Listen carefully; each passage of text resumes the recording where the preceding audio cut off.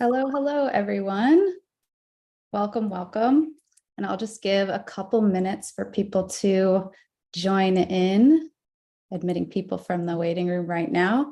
And if you want to take a moment to add where you're tuning in from into the chat, we'd love to see.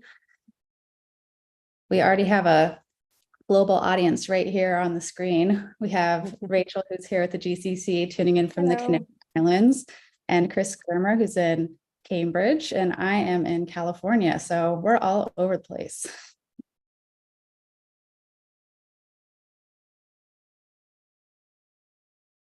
We've got Sweden and Connecticut. When people heard Cambridge, Christine, they thought I would have a proper British accent. True. Cambridge, but this is Cambridge, Massachusetts, the baby Cambridge. Good point. Good point. Awesome. We have, oh, wow. We have people from all over. My friend Judith from Wales. Hi, Judith. Hi, Chris. Lovely to see you. Oh, always so nice to see you. We don't see each other enough, Judith. We don't. Yeah. And also, if you want to take a moment, you can kind of scroll through the faces on the screen and just get a feel for all of the people here to experience this compassion together. And while you do that, I'm going to go ahead and do a quick intro for Chris, and then I'll hand it over to you. All right, so here we've got Chris Germer, who's a clinical psychologist and lecturer on psychiatry at Harvard Medical School. He co-developed the Mindful Self-Compassion program with Kristen Neff in 2010, and MSc has since been taught to over 250,000 people worldwide. They co-authored 2 books on MSc, the Mindful Self-Compassion Workbook and Teaching the Mindful Self-Compassion Program. Chris spends most of his time lecturing and leading workshops around the world on mindfulness and self-compassion. He's also the author of The Mindful Path to Self-Compassion, and he co-edited 2 influential volumes on therapy, mindfulness and psychotherapy, and wisdom and compassion in psychotherapy. And he maintains a small online practice in Cambridge, Massachusetts. All right, I'll hand it over to you, Chris. Thanks, Christine. And thanks, Rachel, and everyone who's on this call. I'm just thrilled to be in this community, in a compassion community. I think that the Global Compassion Coalition is such a brilliant idea. So we can be together to do this thing, which at this time in our global evolution is, as the Dalai Lama would say, it's not optional, it's essential. So here we are, compassion, learning how to grow our compassion, to expand the circle of our compassion. And we have some friends who are self-compassion teachers, like Judith Soulsby from Wales with us. And one thing that I think those of us who've been practicing self-compassion in particular for a while have discovered is that it's actually the easiest way to increase our compassion for others, rather than struggling to admit people into our hearts who are hard to admit. If we can open our hearts to the suffering that we feel on behalf of the world, or we feel around certain people, we can open our hearts to that suffering and we can give ourselves some kindness. It changes our frame of mind. And then our hearts do start to open more for others. So self-compassion too is nowadays not a luxury, it's essential. So what I'd like to do is to lead a meditation called Giving and Receiving Compassion. So this is the 3rd of 3 core meditations in the Mindful Self-Compassion program. The first 2 meditations are, you could say, preparation for this practice, but I think even if you haven't done the others, this one will work for you, at least to some extent.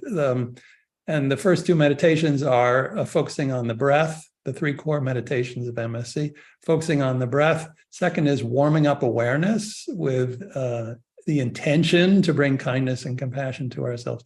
So this practice does both of those, but we add another element, and that is we including others explicitly in this practice.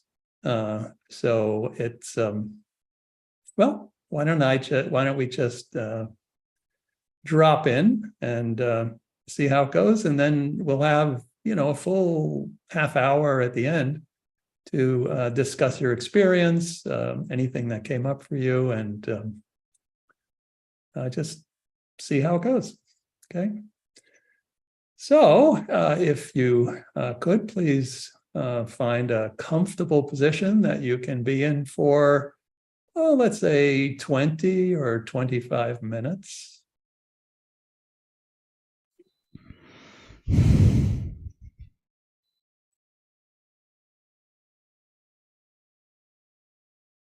Really making sure that you have a little nest for yourself. We want to begin our self-compassion practice with that kind of kindness.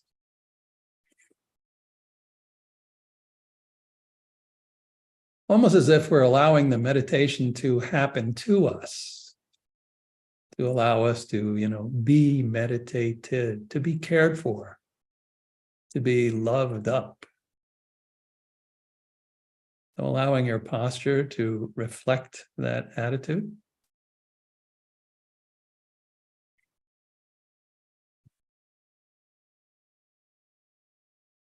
And then you can lower your gaze, or you can close your eyes, whatever feels most comfortable to you. And if you wish, you can offer yourself some soothing or supportive touch. Some people like to just put a hand over the heart and to feel the touch of their hand. Gentle pressure of your hand.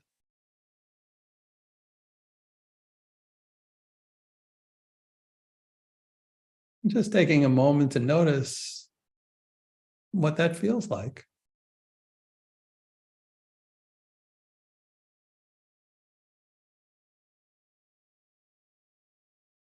And you can leave your hand there as long as you like, or let your hand drop to your lap.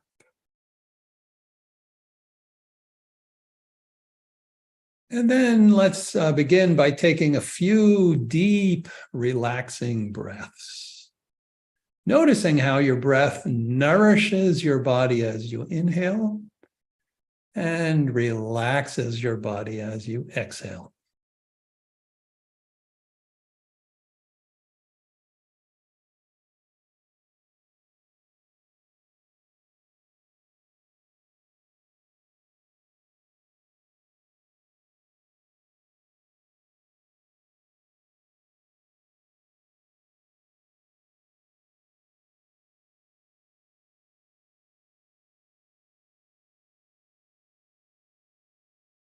And then allowing your body to find its own natural breathing rhythm.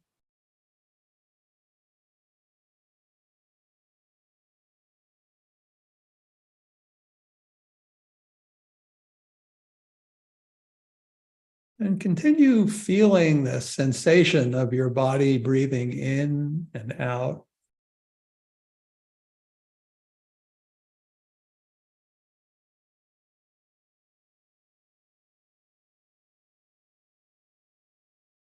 Allowing yourself to feel the rhythm of your breathing.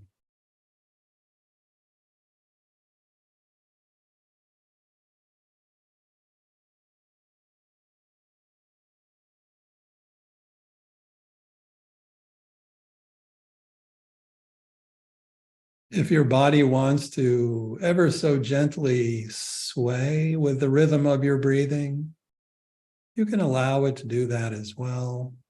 Whatever feels most natural.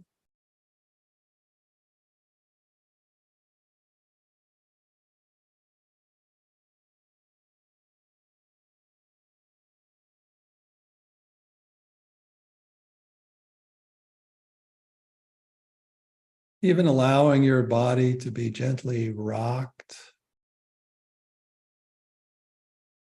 from the inside.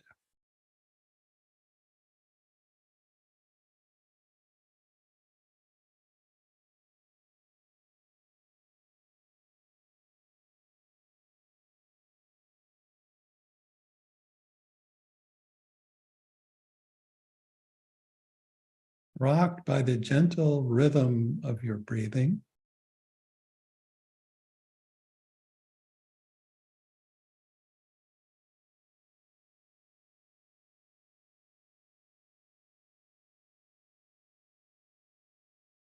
And if it makes sense to you to think this way, even allowing yourself to be internally caressed by the rhythm of your breath, by the gentle rocking motion. Giving yourself permission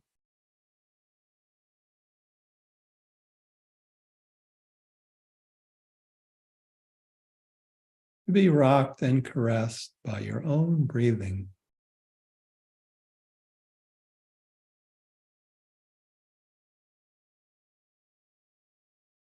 Allowing your breathing to do all the work.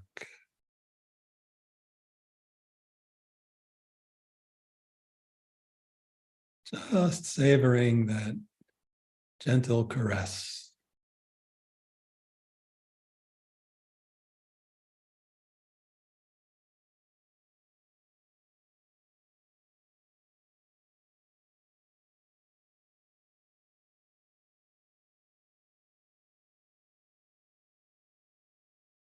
And now beginning to focus your attention on your in-breath only.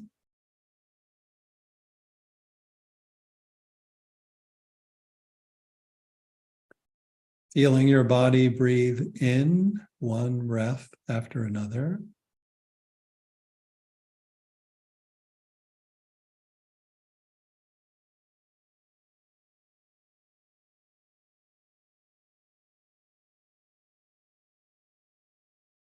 Perhaps noticing with every in-breath how your body is subtly energized.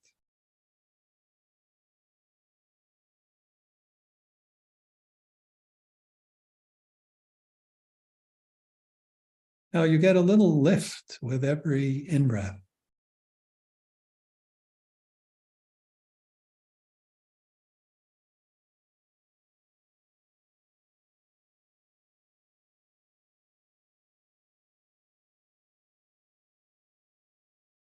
Even allowing yourself to remember that with every in-breath, every cell of your body is nourished with oxygen.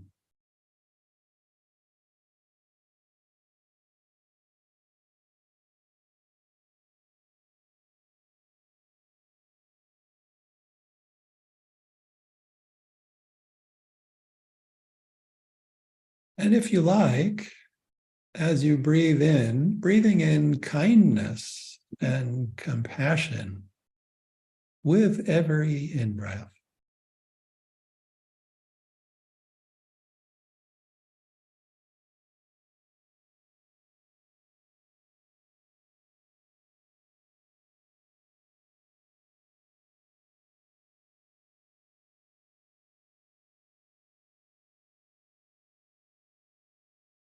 As your body is nourished physically by every in-breath, also allowing your heart to be nourished emotionally, breathing in kindness, compassion. One breath after another.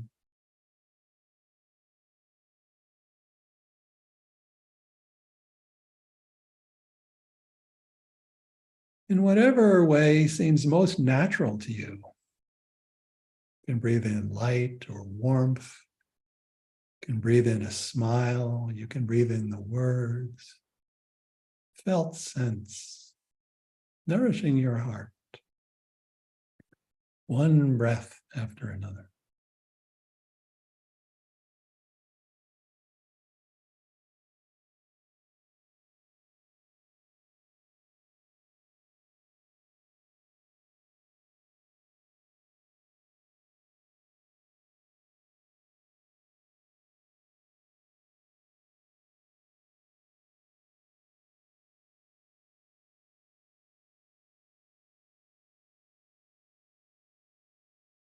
And then when you feel ready, shifting your attention to the sensation of exhalation, to the feeling, the physical experience of breathing out one breath after another.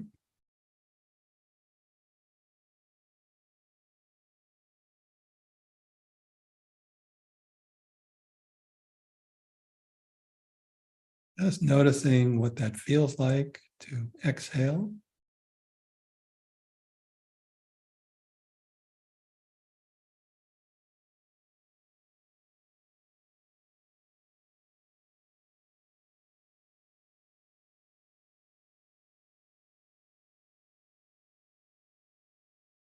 Perhaps noticing how the body is physically relaxing with each out breath.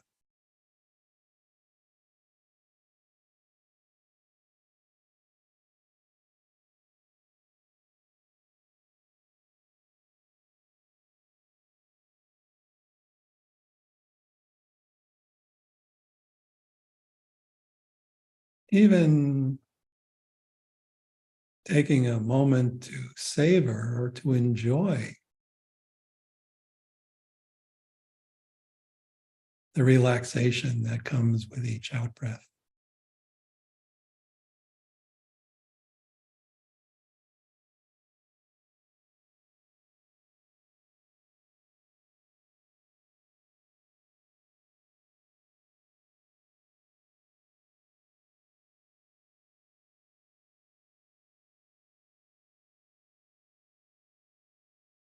And if you like, you could also, with each out breath, send out some kindness and compassion into the world.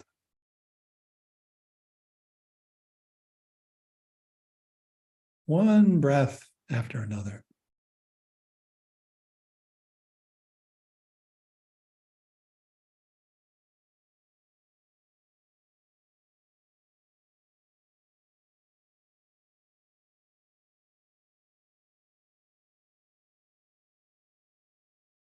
Whatever feels most natural to you, offering warmth, smile, words, or the quality of heart. Kindness and compassion, one breath after another.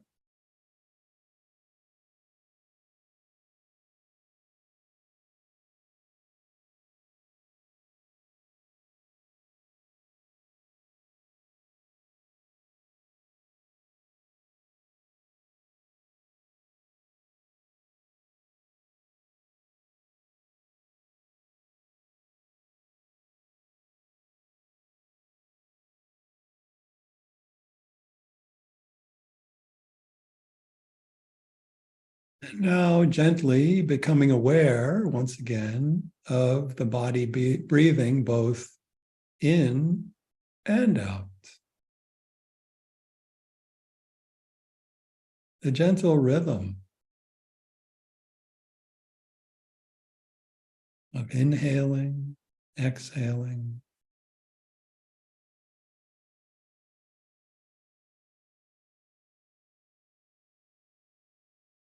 Allowing your body to be gently rocked or caressed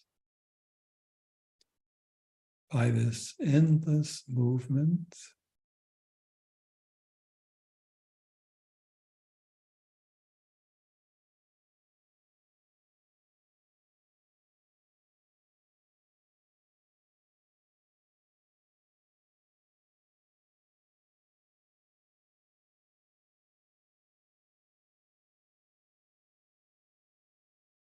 And if you like, again, allowing the in-breath to draw in kindness and compassion,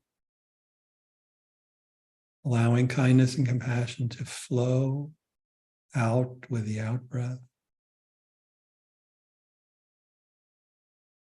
As if you were in an ocean of compassion, drawing compassion in with each in-breath And sending out compassion with each out breath. In for me and out for you. Compassion in and compassion out.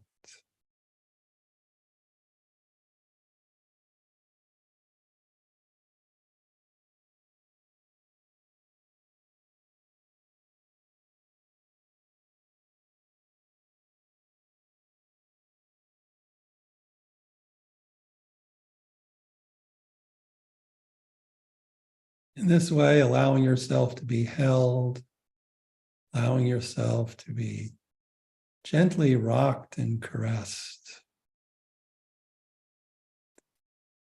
An ocean of compassion.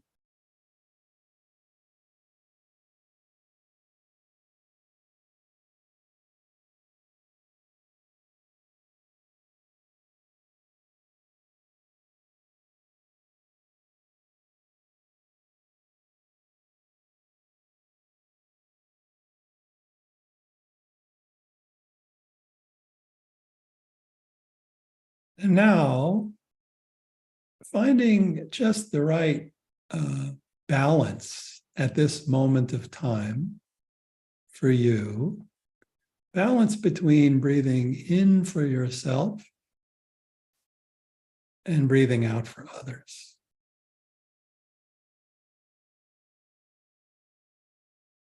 So maybe you need a little extra for yourself.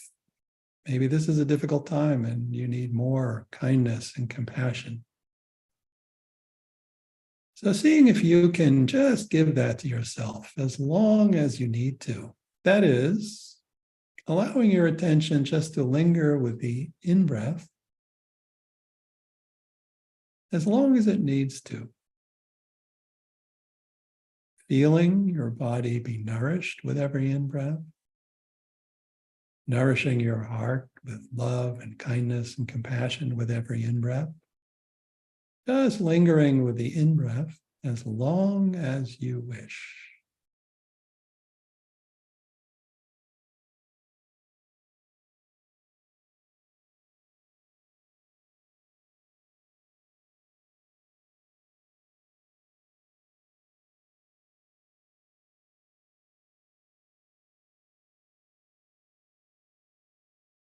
And then when your cup is full, whenever that may be, then feeling your out-breath, sending your out-breath to others, kindness, compassion to others, to the world. So finding just the right balance. In for me, out for you. Just the right balance.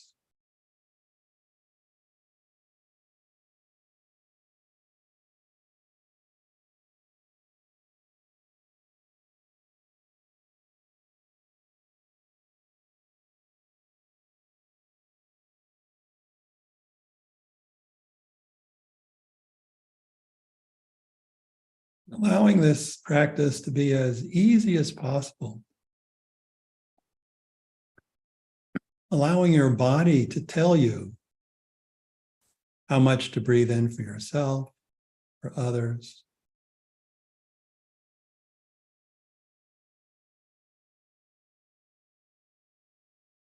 No obligation, no right or wrong, just feeling your breath.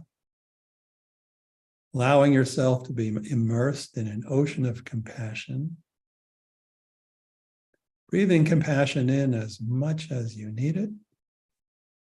And breathing out when you're ready. Just the right balance.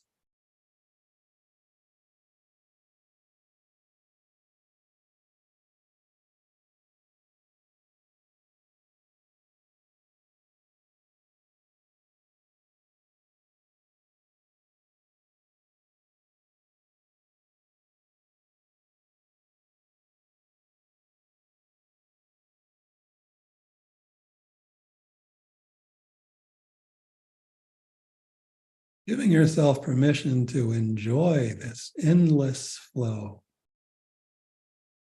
just like the flow of the ocean. Compassion flowing in, flowing out, endlessly.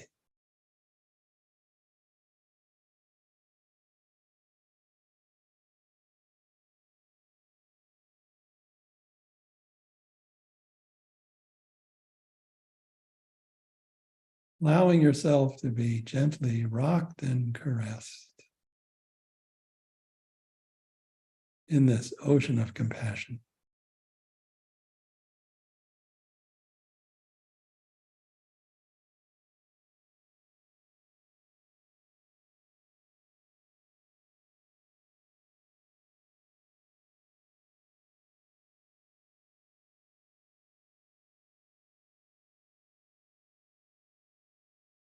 Compassion in, compassion out.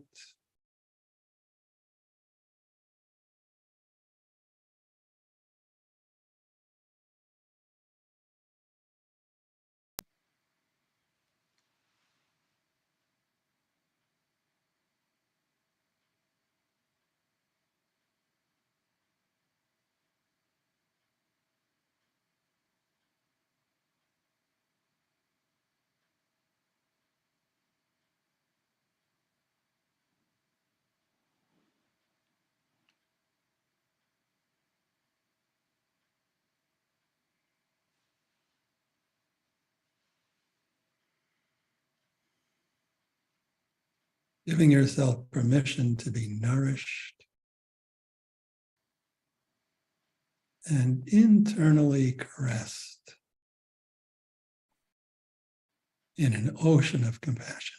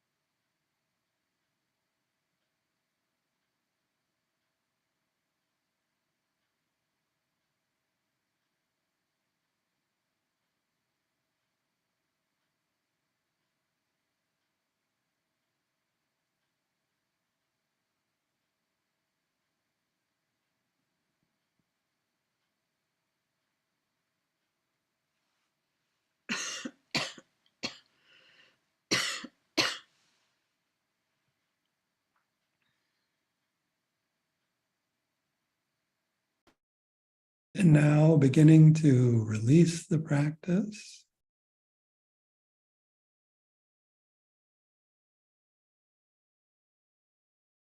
And allowing your awareness to rest in your body.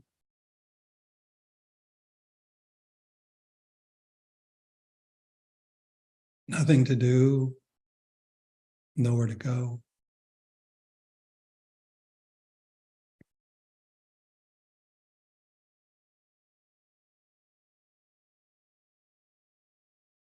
And perhaps taking a moment to reflect how it feels right now in your body.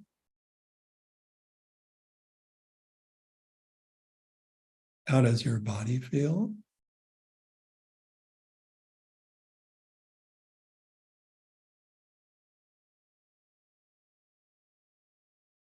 How do you feel emotionally?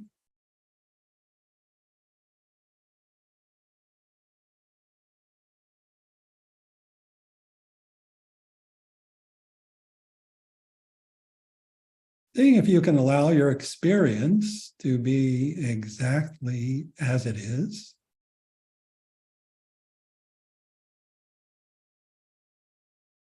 Making a lot of room to feel just what you're feeling in this moment.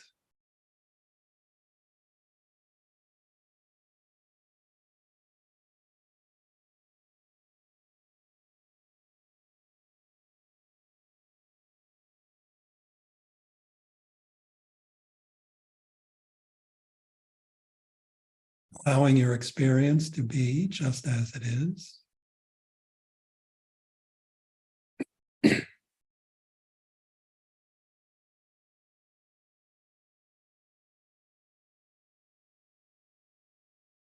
And also, if only for this one moment, seeing if you can allow yourself to be just as you are.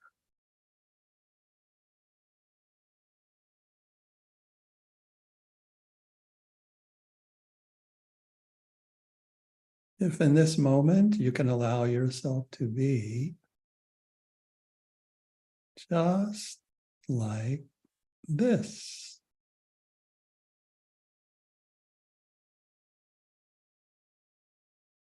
Just like this.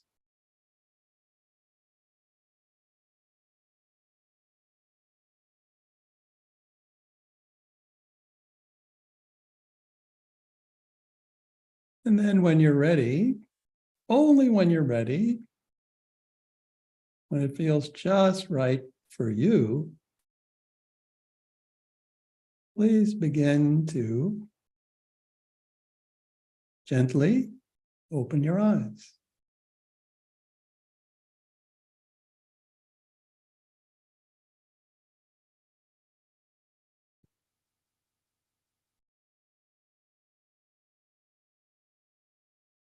So thank you all for your participation in that practice, giving and receiving compassion as we bathe together in an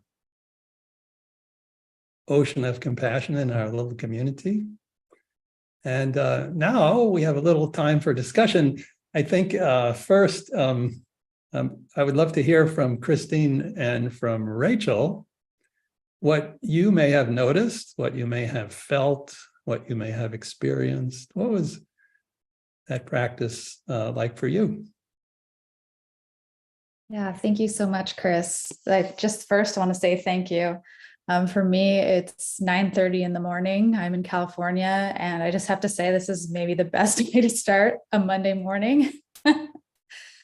And I think one of the things that I noticed was this visual that came to me when you said, like picturing your cup being full, was once I pictured my cup being full and then pictured pouring my cup into someone else's cup, my cup never got less full. So I just thought that was a really interesting thing for me. Giving compassion and then giving it to someone else doesn't actually just take away from the compassion you're giving yourself. And it's just such a nice, warm feeling. Yeah, there's something truthful about that. Very truthful. Fortunately, that's the way it is. Yeah. Thank you, Chris. That was, it was very, very nourishing. And at the beginning, that breathing in that sort of nurturing, compassionate energy, really made me sense how much pushing I do, like how much I expect of myself and how much sort of doing that I'm constantly doing. And so it was really nice to just kind of come home and just allow myself to be and nothing else, and just giving myself that nourishment. It was it's quite profound to know the difference, that we often spend most of our time doing the opposite or kind of neglecting ourselves. So it was really good to be reminded of the power of that self-care. So were you able to, if I may ask, just kind of let your breath do the work and feel, let go a little bit of the idea of meditating or being the meditator or needing to do this right or achieve something, and just allow the rhythm to do the work? Yeah, I really liked what you said in the beginning around like being meditated. I loved that. And it was just this kind of, we're not trying to force anything. Again, it's not doing, it's allowing the breath to take care of you. So it was, again, just kind of downing tools and being held. So yeah, that was really, really powerful. If I may ask, what did your body feel like at the end? For me, I felt soft, this kind of softness and an openness receptiveness, just this sense of ease. Mm. Yeah, me too. I felt very grounded and open. And I just noticed that sometimes on Monday mornings when I look at my inbox, my shoulders go up here. And by the end, it felt like all the muscles were just felt this nice sense of community too. This group, picturing sending a smile. I pictured giving like a big group hug to everyone here. This feels like a very safe space. So this meditation hopefully highlights that the breath is actually a beautiful thing, that it is indeed nourishing us, that it is indeed internally rocking and caressing us. There's a rhythm to it.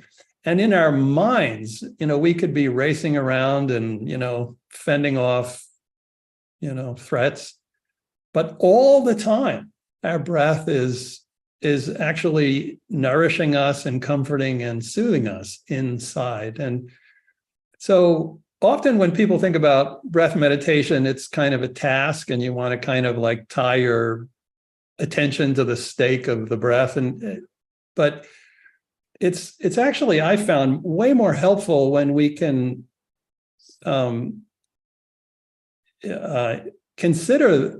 actually visualize the breath as a delightful object. And then we actually become more naturally attentive to the breath. We concentrate more because we want to, because it's beautiful, because it's actually better than all the crazy things that are going through our heads. We want to focus on the breath when we can feel how the breath nourishes us. When something is beautiful and attractive, we don't need to be told to pay attention to it. We automatically do. So the invitation here is to remember that the breath is nourishing us, to remember that the breath is internally rocking and caressing us. And then meditation becomes allowing that to happen. It's not something we do, it's something we receive.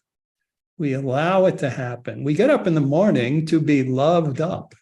Morning meditation doesn't mean I got to meditate so that I'm more functional. Morning meditation means before I do anything else, I'm just going to be rocked and caressed, and I'm going to receive love, and I'm going to give love.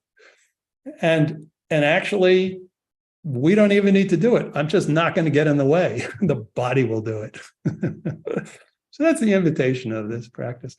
I'm curious whether you or anybody in the group had experienced any challenges or discomfort or kind of curiosities or questions about the practice, because those are also helpful to discuss. And if anyone that's joined would like to come on screen and ask a question or a reflection, feel free to raise your hand and I can bring you up.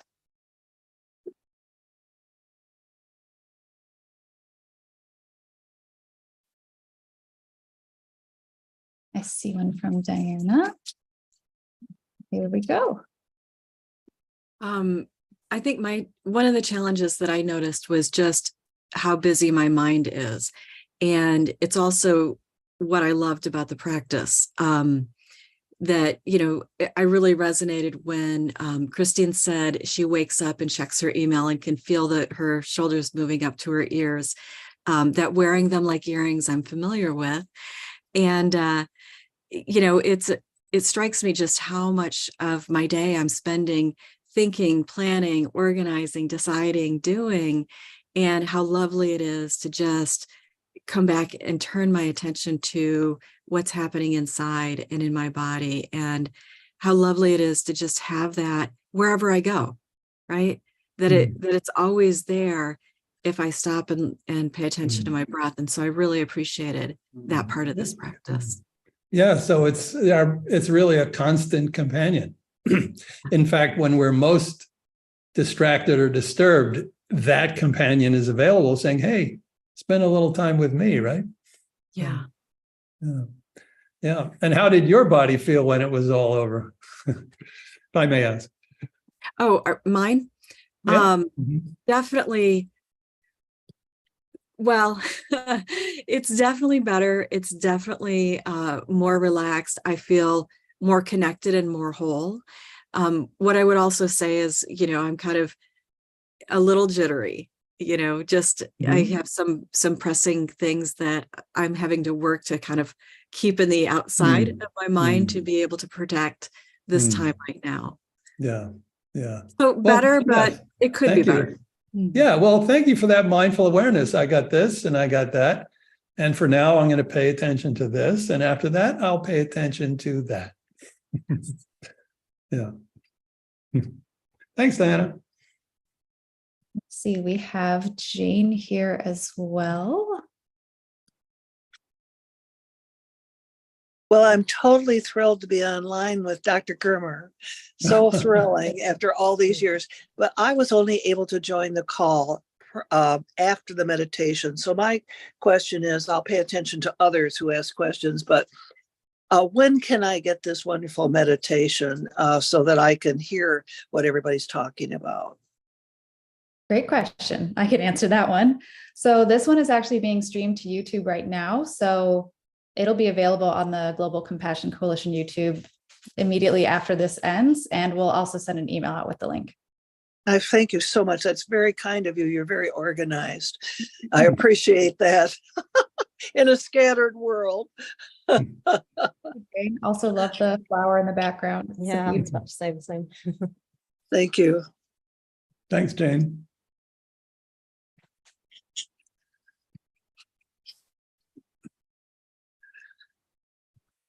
Anybody else? Love to hear from anyone. Any kind of experience. There's no better or worse when it comes to meditative experience. It's just what it is. And when we get a chance to share it, then we actually can kind of that's a foundation on which we can grow our practice.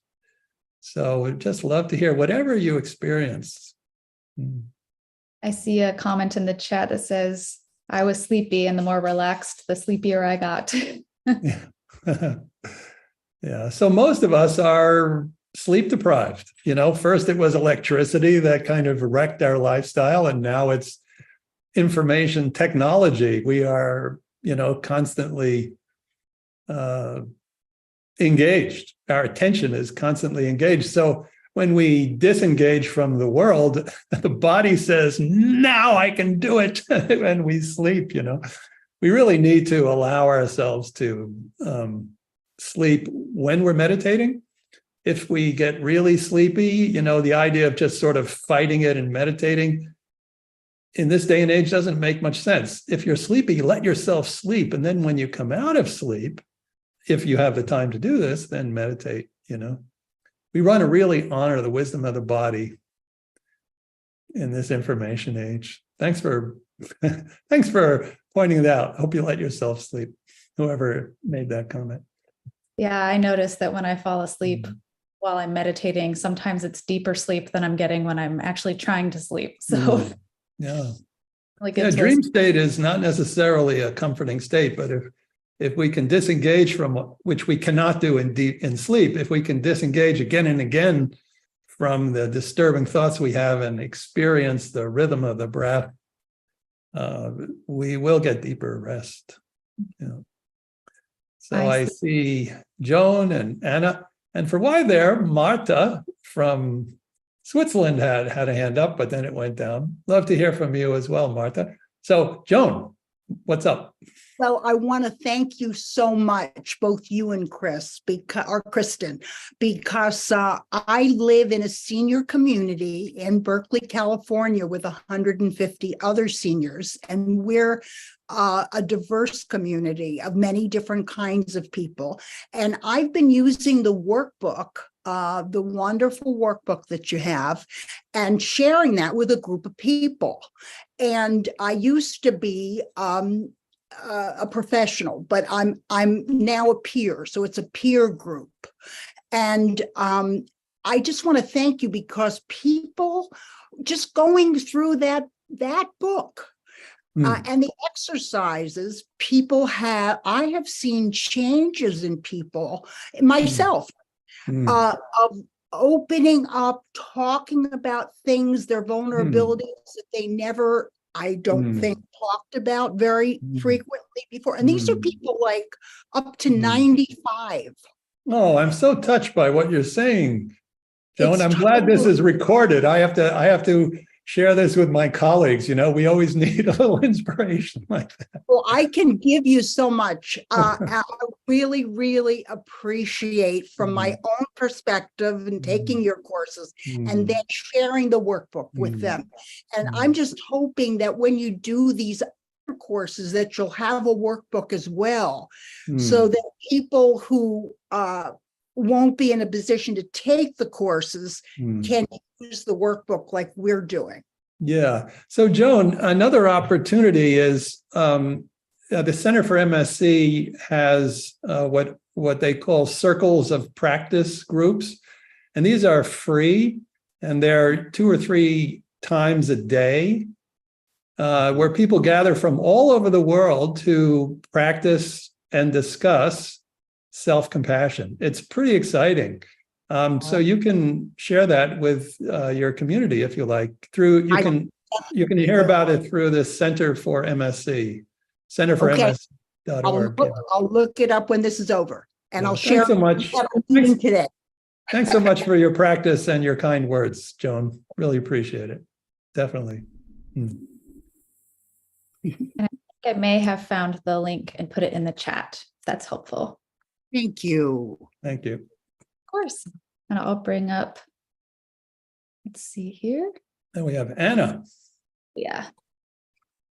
Yes, I wanted to share that while I was inhaling kindness and compassion, and then exhaling kindness and compassion as well, for a while there, when I inhaled, I was thinking of little acts of kindness and compassion I had already received today.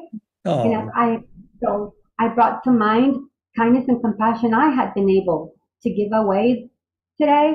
And then, of course, my mind busy, and I started thinking, no, that's not what I should be doing, because I'm thinking of people and I'm thinking of actions. And then I did the ocean version of inhaling kindness and compassion from the ocean and exhaling kindness and compassion from the ocean. So I just wondered which of the two was I right in thinking my mind was getting too busy? If I was thinking of the acts of kindness and compassion from earth, or both seem to work, but of course, with your experience, you might want to suggest a preference to make the meditation better. Yeah, Anna. Well, so first of all, since this is the first time that you've done this practice, it sounds like you're really experimenting. You're discovering what works for you. And so you were following the instructions well. You know, I said whatever image or whatever it is that activates this quality of kindness and compassion for you, go ahead and use it. So you're exploring that, and I have to say, I'm just delighted by the suggestion that thinking about the kindness that was extended to you actually activated that quality in you. And I was thinking, you probably don't want to make it too complicated. In other words, you don't want to kind of have to go through a catalog of the good deeds that happened, but more capture the tone or the felt sense of those acts of kindness. Like the other day I got a sandwich. I went to a local shop and somebody made a sandwich, and they handed the sandwich to me in such a kind way. It was worth a lot more than $8 for that sandwich, because like the way the sandwich was handed to me just nourished me all the way home before I ate it, And so that felt sense of receiving the kindness is really the thing that's kind of the prize. And compassion training in general is tone training, is attitude training, is intention training, is warmth training. It's really, you could say, pre-verbal. There's a felt sense of it. So the way to keep it simple, I think, would be not to, think about too much, but capture the feeling. And one way of doing that too, by the way, is if you want to kind of get out of your head a little bit, is again to put your hand on your body, like physically feel your body. When we physically feel the body, we often drop out of our head just a little bit, and that helps us to capture the felt sense of compassion, in this case, the felt sense of somebody being compassionate with you. How does all that sound to you, Anna? Yes, it makes a lot of sense. Thanks so much. The felt sense is the key. Yeah, that's the key. That's what we're cultivating. So any way that is evoked, go for it. Thank you. Blessings. Thanks.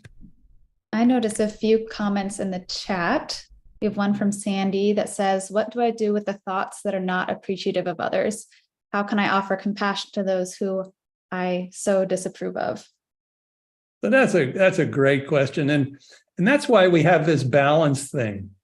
So if we're sending compassion out into the world and then somebody pops into our minds who makes our hearts contract, and every one of us has those folks, the contracted heart is a source of pain. And so you shouldn't feel, again, this is like the beauty of self-compassion, you shouldn't feel that you should kind of struggle and open your heart when everything says, no, this is a danger, make yourself safe, contract your heart. It's a very natural response. But when the heart contracts, it means that we need a little care. So whenever you bump up against anyone in your mind that is causing you pain or causing pain on the world stage or anything, take that moment to recognize that that is a moment of pain and see if you can respond to your own pain with kindness. In other words, at that moment, begin breathing in for yourself over and over again, kindness, kindness, kindness, because it is so hard to love this person, because it is so hard even to contemplate this person. Be kind to yourself over and over again until, as Christine was saying, until your cup is full. And when your cup is full, then maybe some can flow out, but you don't have to let it flow out to that person. You can let it flow out to other beings, because the most important thing here is that we are cultivating the energy of kindness and compassion. We don't have to, make ourselves like people we don't like. We want to warm up our own hearts, usually by bringing kindness to ourselves when we're suffering, that's self-compassion, and then see what happens. And usually we can develop a somewhat more tolerant view of the humanity of the person, even if the behavior must stop. That makes sense? Yeah, that's such a great answer. And I think that's exactly, for me, how I feel about someone maybe that frustrates me or that has hurt me, is once you get down to that core and your cup is full, you're able to see their humanity and that, they also suffer. And even if they do things that are a little bit frustrating, they also don't deserve to suffer either. And that is just really helpful to know. Yeah.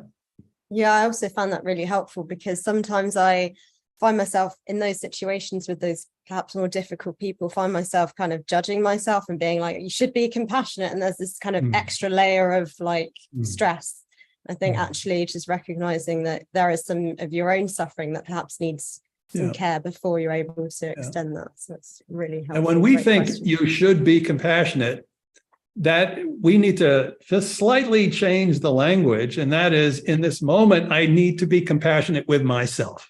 We want to include ourselves in the circle of compassion when we are bumping up against the limits of our compassion in the external world. Unfortunately, in life, most people in most cultures are way more compassionate toward others than themselves. We have been taught to systematically exclude ourselves from the circle of compassion. And that comes at our peril, because what we know from 5,000 articles in the academic literature on self-compassion is that it's really, really good for you. And it actually increases compassion for others. It decreases selfishness. It gives us more perspective. It makes us care for ourselves and others better. It even increases motivation to do good things in this world. So self-compassion is a very good thing. And we've been trained to kind of say, no, not you, not me, you. And we do this at considerable cost. So anyhow, the invitation is, when we're suffering around difficult people, please take this as a red flag, as an invitation. Be kind to yourself, be kind to yourself. And when your attention warms up, there'll be more for others. You know, the idea is that basically compassion is omnidirectional. When it's in full bloom, it goes everywhere. And so we don't want to exclude one of those directions, which is inside. You know, self-compassion is inner compassion. We need both. Yeah, exactly. I think you said it in the very beginning of this, the answer to this question too, that everyone has these feelings about others. We all have someone that frustrates us or we dislike. So when we beat ourselves up about it, we can remind ourselves of that common humanity, to be like, I'm not alone in this. Everyone feels this sometimes. And that takes the pain of it away just slightly. Yeah. Thank you for reminding us of common humanity. It's pretty obvious in this lovely group that we have some common humanity here in our community, in our flash mob of compassion, people who came together just for this from all over the world. So we've got a question from Karen asking, so she says, I've just had supper. Does that affect meditating? I felt a little weird wanting to cry. She just has had supper. She had Did supper. it, and then what was the last part? Does it affect meditating? I felt a little weird wanting to cry. Wanting to cry. And she thinks that that might be related to supper. Is that the idea? Anyhow, just let me say that yes, everything that we do with our bodies has an impact on our minds and meditation. And if you had a very full meal, chances are your blood and everything will be going to your belly and you might get sleepy. And that's a good thing because the body needs to digest, you know, so you might be less attentive if you had a nice meal. However, if you were super hungry, your mind would also be distracted, and then eating something would allow you to immerse yourself a little more in the practice. But apropos crying, you know, there's a saying, the way to practice compassion is with wet eyes. So many of us tear up when we are actually experiencing compassion, when we connect with ourselves or connect with others in a compassionate way. You know, Christine was talking about common humanity. When for a moment we are liberated from the prison of our individuality, when we feel connected to ourselves or others, it's such a relief, you know. And why do people cry? We cry because it's the end of a struggle. You know, I once ran a marathon and I cried when it was over, but I had no emotions. The marathon was over, the body cried. When